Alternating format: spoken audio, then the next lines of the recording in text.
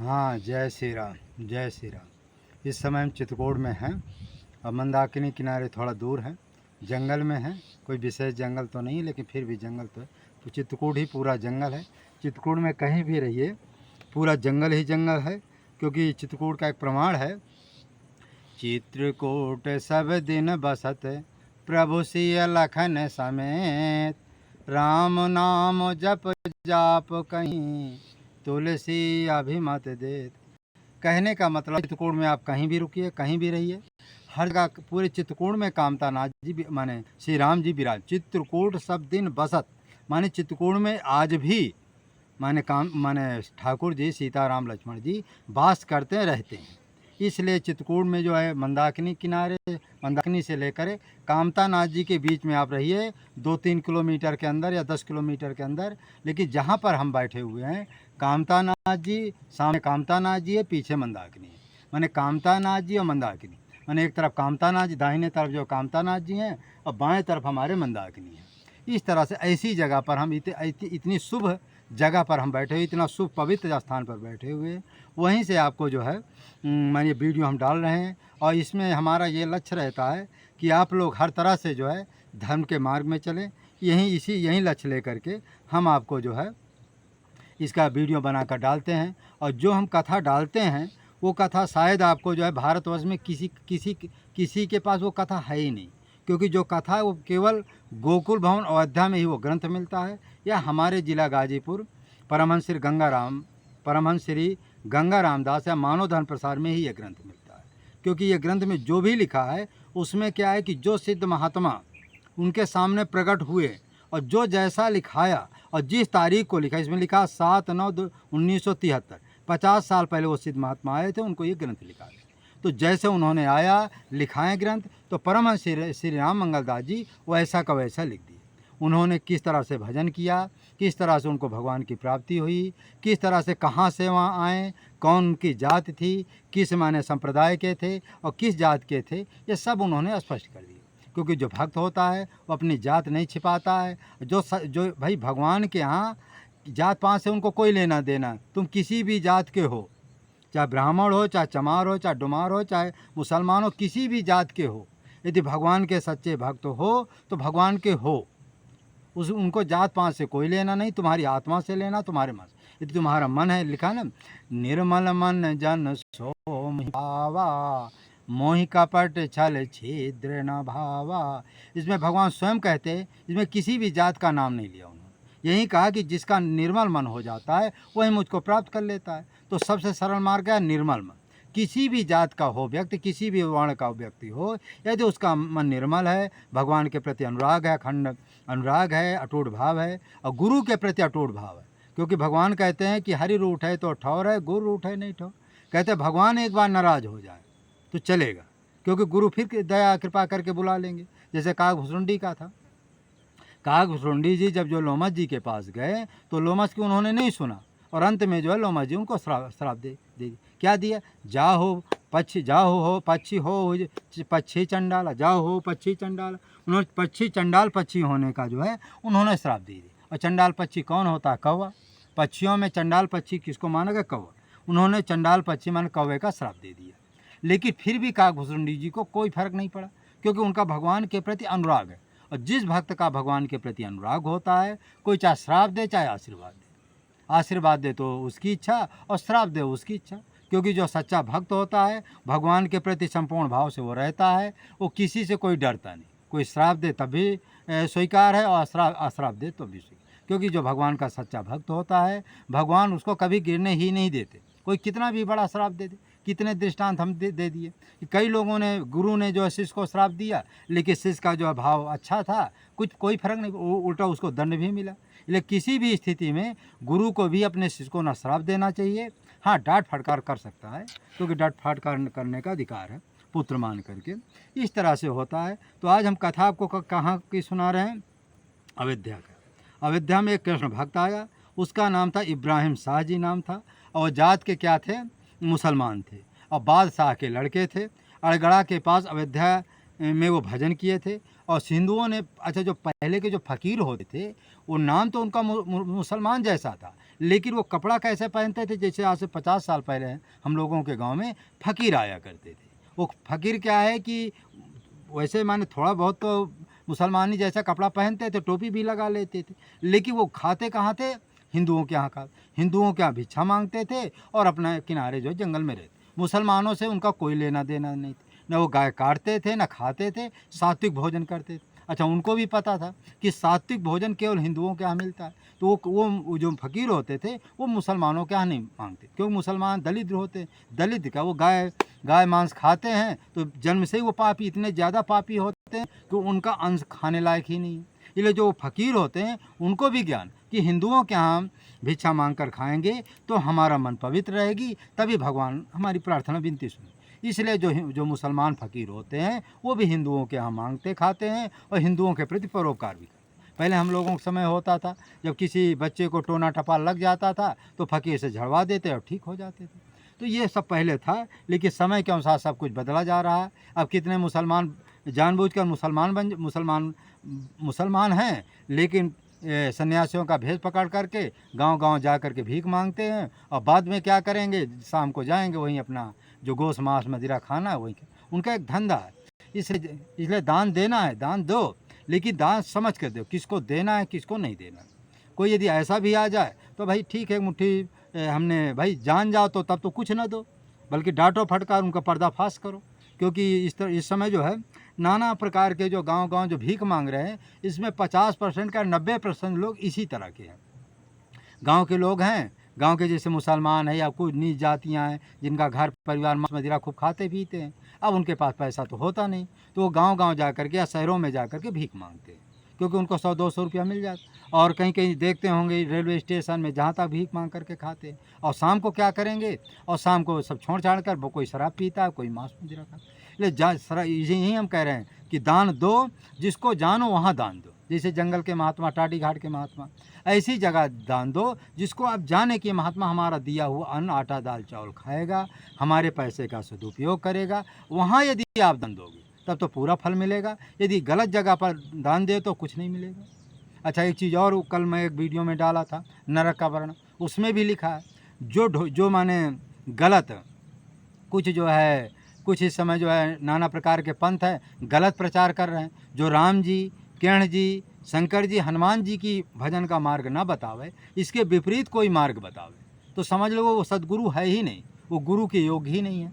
क्योंकि दुनिया में या तीनों लोक में तीन ही परमात्मा, राम जी, कृष्ण जी, विष्णु जी, शंकर, हनुमान, दुर्गा, ये जो विशेष देवी देवता होते हैं, यही सात्विक देवी देवता है। इन्हीं की पूजा करने से आपका कल्याण होगा। जो इसके विपरीत बताता है, कोई माने नाना प्रकार का भूत प्रेत की सिद्धि को बताता है, कोई और तांत्रिक सिद्धि बताता है, कोई गुरु कहता है मेरा ही तुम भजन करो, कोई कहता है कि नाना प्रकार के जो है गलत गलत मार्ग भी बता रहे हैं। तो वो क्या है, उसमें मैं उस दिन जो डाला था उसमें स्पष्ट यमराज ने कहा कि तुम जो है भजन तो कर, भक्ति तो किया, लेकिन शास्त्र विरुद्ध भक्ति किया। जो भक्त शास्त्र विरुद्ध भक्ति करता है, परमात्मा के यहाँ उसका नहीं लिखा जाता और यमराज के यहाँ उसको विशेष दंड मिलता है।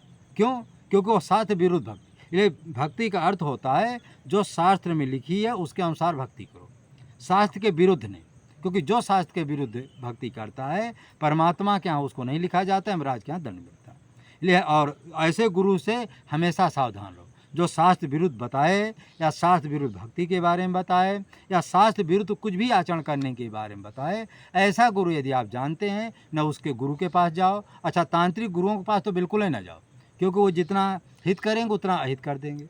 इसलिए उनके पास क्या करने जाना है, केवल तुमको अपने उल्लू सीधा करना, अपनी काम कराना है। न उनको कभी अपने घर में बुलाओ, उनका फ़ोन नंबर ले लो, लेकिन अपना फ़ोन नंबर उनको न दो। इस तरह से जो है होता। तो इब्राहिम शाह जो है केड़ भक्त थे। ये अड़गड़ा मोहल्ला है अयोध्या में, वहीं ये आकर के रहने लगे। तो कुछ हिंदुओं ने मिलकर उनको एक झोपड़ी बना दिया। और ये क्या थे कि ये परमहंस श्री राम मंगल दास जी 7/9/1973 रात 2 बजे को आए थे। जितना उन्होंने बताया उतना परमहंस श्री राम मंगल दास जी लिखा है। अब 1973 का मतलब सीधा 50 वर्ष। ये जो ग्रंथ लिखा गया है 7/9/1973 का मतलब होता है सीधा 50 वर्ष। 50 वर्ष इस ग्रंथ को लिखे हो गया। माने परमहंस वो जो सिद्ध महात्मा आए थे परमहंस श्री राम मंगल दास जी के पास 50 वर्ष हो गए। ये कहाँ से आए थे? ये अरब से आए थे। ये कृष्ण भगवान के परम भक्त थे और इनको जो है कृष्ण भगवान के परम भक्त थे। ये जो 64 दिन तक निराहार माने कुछ भी खाए पिए नहीं थे। ऐसा लगता था इनका शरीर छूट जाएगा।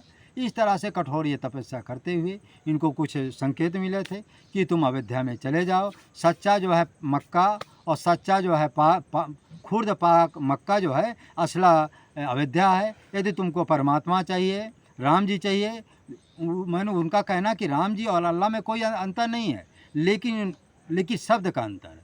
तो उन्होंने उनको जो है मोहब्बत साहब ने कहा, देखो राम जी के पास जाना है, चाहे राम जी के पास जाओ चाहे अल्लाह, तो राम जी और अल्लाह एक ही, कोई अंतर नहीं। उसमें लिखा है राम अल्लाह एक है, या में कछु ना विवेक है, जो जानता है उसको वो मानता है सबको। तो यही बात को इब्राहिम साहब ने कहा कि मुसलमान मोहब्बत साहब को उनको आदेश हुआ कि आपको अयोध्या में जाना है, वहीं राम जी का भजन करना है। क्योंकि जो व्यक्ति जीव मर जाता है तो उसको पता हो जाता है कि जो राम जी है वही अल्लाह है, जो अल्लाह है वो राम जी है।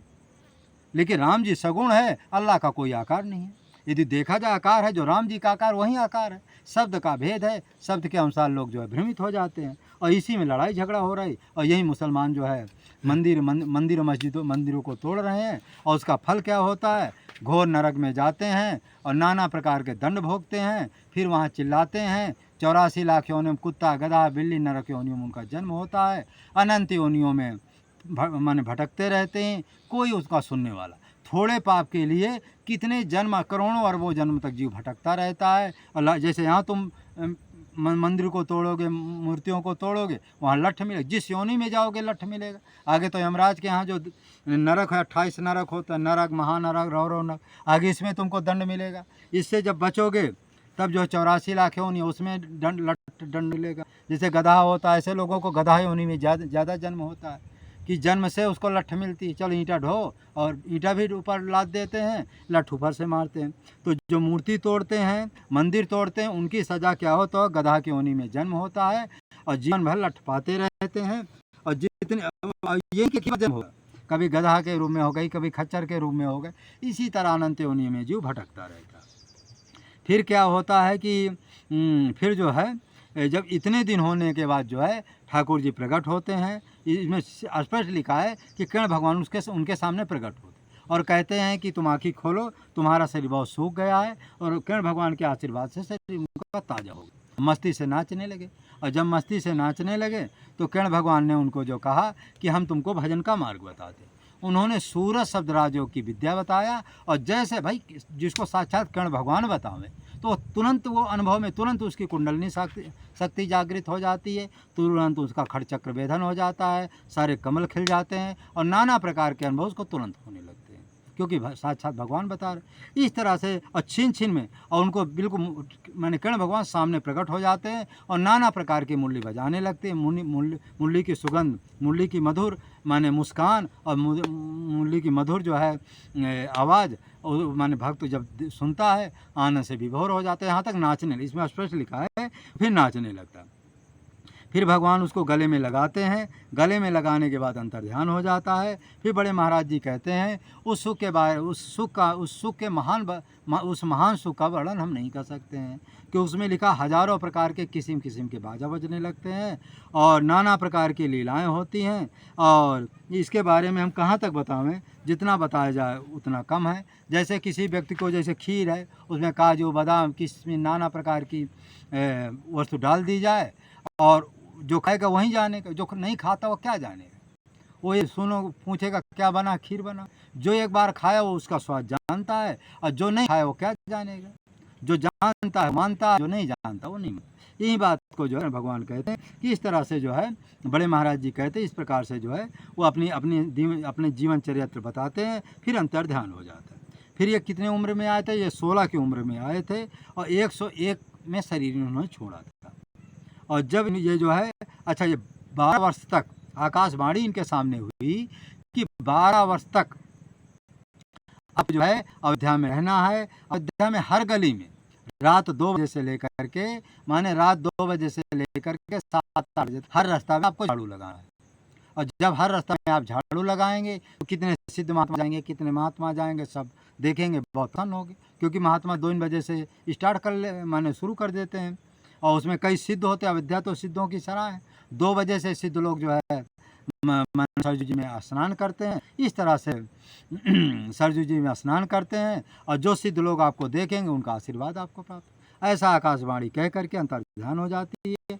और ये भी कहा कि तुमको जीवन भर एक पाव चना पानी में भिगो करके बिना खाने दोनों समय पर थोड़ा जरूरत है आपको पानी पीना है। इस तरह से उन्होंने जो है 12 वर्ष तक उन्होंने पूरे अयोध्या में जहाँ जहाँ जितना समय उनको मिलता था झाड़ू हर रास्ते में झाड़ू लगाते। आज इस रास्ते में कल उस रास्ते में कल उस रास्ते में कल झाड़ू लगाने का बहुत बड़ा महत्व होता है। जो झाड़ू लगाए, साष्टांग दंडवती करे, लेट करके परिक्रमा करे, ये सब बहुत ऊंचा मार्ग है। उसमें लिखा है ना, नीच बनो सो ऊंच जाय सुर मुनि संतों की ये बाणी, अपने को तो मानो नीचा और सबन को मानो ऊंचा, या से प्रभु तुम पर कृपा करी हैं, दिन बनो तो झोली भरी हैं। जो ऐसा दीनता नम्रता वाला भक्त होता है उसके ऊपर माने भगवान ज्ञान भक्ति अपनी कृपा रूपी और अपने दर्शन की झोली उसके अपने माने कृपा बरसा देते, उसकी झोली भर देते हैं। ये सब प्रार्थना है कि अयोध्या में कभी भी ये अयोध्या की रोड की झाड़ू ला कोई नहीं छोटा हो, जितना छोटा काम करो उतने परिक्रमा जो झाड़ू लगाएगा उसको मिलता है। हम देखो कहीं नाली कहीं नाल, जब बचपन में हम रहते तो हनुमान जी का मंदिर था, वहाँ हनुमान जी के मंदिर में दूरी तक जितनी नाली हो बिल्कुल साफ कर देते थे। जो लोग होते खुश होते। गुरुद्वारा में रहते थे, जब 3 महीना तक हमने सेवा किया, जो मैंने नाली हमको थे सारी नाली हम सबका साफ कर दिए। और यहाँ तक एक हमारे समय भोला बाबा रहते, जितनी गंदी से गंदी नाली, यहाँ तक वो लाइटिंग तक साफ बेचारे कर देते। पूरा आश्रम बिल्कुल झकाझक रखते। आज भी झक, कम से कम उनको 40 साल हो गए, 18 20 घंटा उन्होंने सेवा की। तो जो जितना सेवा करो भाई, भजन न हो सकता परोपकार में लग जाओ ना, सेवा में लग जाओ। भगवान को पाने के 2 ही मार्ग है, परमार्थ परस्पर। चाहे परमार्थ के द्वारा भगवान को साधन भजन करके भगवान की प्राप्ति करो, यदि साधन भजन आपको नहीं मिला परोपकार में जुड़ जाओ। साधु संतों की ये मतलब नहीं कि पैसा से साधु सेवा होती है, पैसा के साथ साथ आप शरीर से सेवा करो तब उसका महत्व होता है। लोग सोचते हैं कि अरे पैसा दे दी हमारी सेवा हो गई। अरे जो 10 दिन 20 दिन घर में इधर उधर बैठते हो, किसी आश्रम में जाओ, पैसा से भी सेवा करो और शरीर से सेवा करो। महात्मा को पानी भर करके उनके बर्तन मलो, झाड़ू लगाओ, बर्तन करो, चौका बर्तन करो। किसी अच्छे महात्मा पास किसी आश्रम में चले जाओ, इस तरह से करोगे तो इसी को कहते हैं परस्वार्थ। इस तरह से जो व्यक्ति करेगा भगवान की कृपा का अधिकारी बनेगा। इस तरह से जब 12 वर्ष पूरे हो जाते हैं तो आकाशवाणी होती है कि 64 दिन का फाँका करो, माने कुछ भी आपको खाना पीना नहीं है। लिखा उपवास को अनाहार, माने आपको जल तो पी लेना, लेकिन इसके साथ आपको कुछ भी, लिखा उपवास को अनाहार माने कुछ भी खाना पीना नहीं है, कोई जल पी से। इतना यदि आप करोगे तब हमारे दर्शन के भिखारी बन पाओगे। इस तरह से जो बादशाह के लड़के थे, 16 साल की उम्र थे, माने राजकुमार ही थे, उन्होंने इतना फिर फाँका किया। इतने फाँका होने के बाद फिर भगवान जो प्रकट होकर के उसको दर्शन दिए, और दर्शन देने के बाद उनको कहा कि अब तुम जो है, तुमको कौल माने जो गर्भ होता, कौल मुसलमानों में कौल कहते हैं, हम लोगों में गर्भ कहते हैं। जो गर्भ में कौल माने आपने वादा किया, जो भगवान से आपने वादा किया है कि मुझको माने गर्भ में जो वादा किया है तुमने, उस कौल से आपको रिहाई मिल गई। जैसे माने भगवान का दर्शन हुआ तैसे उसको भी पता होगा, भगवान को भी, माने भगवान का दर्शन ही 84 से मुक्ति है। जैसे भगवान का दर्शन होता है तो उसको मालूम हो गया कि जो हमने गर्भ में वादा किया था कि प्रभु मन धरती में जाएंगे, दुनिया में जाएंगे, आपका ही नाम भजन करेंगे और नाम भजन के आपका अपना बेड़ा पार करेंगे। तो उनका कौल से माने गर्भ में जो वादा किया था पूरा किया। हर व्यक्ति गर्भ में वादा करता है कि हे परमात्मा, जब मैं इस संसार में जाऊंगा तो केवल आपका ही भजन करूंगा, क्योंकि 2 महीना तक 7 महीना तक तो गर्भ में रहता, ऊपर वाले गर्भ में रहता है, वहाँ उसमें जीव जाता ही नहीं। और जब नीचे वाले गर्भ में जाता है तो उसमें जो है माने जीव आत्मा आती है। उस समय उसको 2 महीना तक कठोर तकलीफ, उसमें कीड़े भी नाना प्रकार के काटते हैं, वहीं वो जीव तड़पता है, क्योंकि वो कुछ कर भी नहीं सकता, चिल्ला भी नहीं सकता। तो वहीं भगवान मन ही मन प्रार्थना करता है कि हे प्रभु मुझको इस गर्भ से माने रिहा कर दो। जब मैं धरती में आऊँगा या तो संतों की सेवा करूँगा या आपका रात दिन भजन करूँगा। इस तरह से मैं आपका आज्ञा का पूर्णतः पालन करो। फिर भगवान 2 महीना तक कुछ नहीं सुनते। फिर अंत में जब समय आ जाता है तो वो जीव को जो है संसार से माने गर्भ से निकाल देते, गर्भ से प्रसव हो जाता है। उसमें लिखा है कि भूम गिरज जिम ढावर पानी, जिम जी वहीं माया लपटानी। इस संसार में जब ये जीव आता है तो फिर वो जो है फिर भूल जाता है कि मैं क्या वादा किया क्या है, कि जो जैसा संगत पा जाता वैसा होने लगे। किसी साधु की संगत पा जाएगा तो महात्मा बन जाएगा, किसी शराबी की संगत पाएगा तो शराबी बन जाएगा, किसी गृहस्थी का संगत पा जाएगा, दुनियादारी दिखाने लगे उसमें हो जाएगी। इस तरह से युग जा रहा है। अभी युग भी बड़ा हो रहा है और इब्राहिम शाह जी माने की कथा भी पूरी हो गई है। हमारे कहने का अभिप्राय ये है कि मानव धर्म प्रसार की जाए, सत्य न्याय धर्म की जय, चित्रकूट धाम की जय, कामतगिरी भगवान की जय। जय जय। इस वीडियो को लाइक करें, शेयर करें, सब्सक्राइब करें। कामता नाथ जी की जय, चित्रकूट धाम की जय, परमहंस श्री राम मंगल दास जी की जय, परमहंस श्री गंगा रामदास जी की जय। जय जय सीताराम।